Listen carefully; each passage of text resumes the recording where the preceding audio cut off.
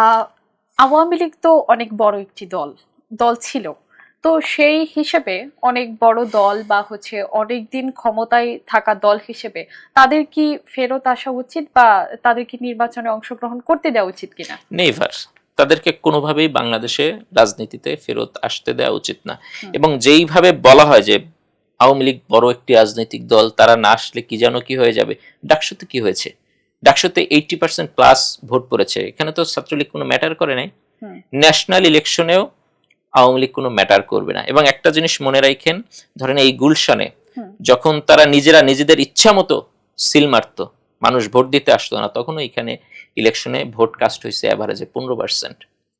So আমি যদি মানে এটা হচ্ছে আপনি রিগিং এর পরের ঘটনা, হুম। হুম। তাইলে যদি অরিজিনাল ভোট পড়তো তাইলে এটা তো বিলো 5% হইতো। তার মানে আওয়ামী লীগের যেই আমরা বলি 30% 35%, যেটা আমাদের বুমার্স পলিটিশিয়ানরা বা এখানকার সোকল ডিপ স্টেট আমাদের বুঝাইতে চান, ব্যাপারটা আসলে তা নয়। আওয়ামী লীগের ভোট আমি মনে করি মাত্র 3-4% ছিলেন বা পার্সেন্ট ছিল বা 2-3% ছিল। এবং এদের একটি বড় অংশ অলরেডি আবার সুবিধাজনকভাবে অন্যান্য দলে চলে গেছে। তারা বিএনপি বা জামাত বা অন্যান্য রাজনৈতিক পার্টির সাথে যারা সুবিধাবাদী তারা আবার চলে গেছে।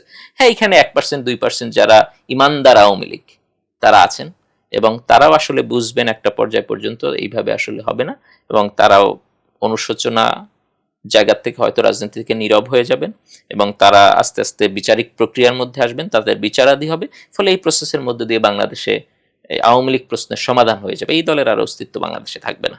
জুলাই আন্দোলনে মীর মুগ্ধ, আবু সাইদ সহ আরো অনেকেই এরকম প্রাণ দিয়েছেন।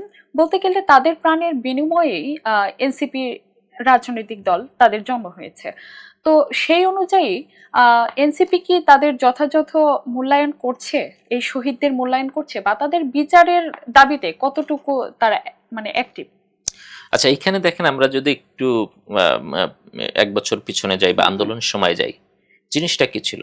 মানে ব্যানারটা আমাদের ছিল বৈষম্য বিরোধী ছাত্র আন্দোলন। সহজ কথা হচ্ছে আমরা বৈষম্যহীন একটা বাংলাদেশ গড়ার লক্ষ্যে একটা মুভমেন্ট হয়েছে। সো এই মুভমেন্টের পরে আসলে আপনি যেই পলিটিক্সটা করতে চাবেন, যদি ওই রক্তের উপরে দাঁড়িয়ে আপনি পলিটিক্সটা করতে চান, আপনার প্রথম কাজ হচ্ছে আসলেই বৈষম্যহীন একটি বাংলাদেশ গড়ার প্রত্যয় আপনি একটি রাজনৈতিক যাত্রা শুরু করা।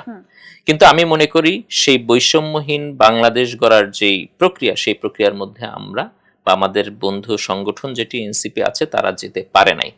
বরং তারা সেই পুরাতন রাজনৈতিক বন্দোবস্তের যে দলগুলো আছে, তাদের যে ফাইন্যান্সিয়াল মডিউল, তাদের যে কালচার, সেই দিকেই আস্তে আস্তে হাঁটতে শুরু করেছে।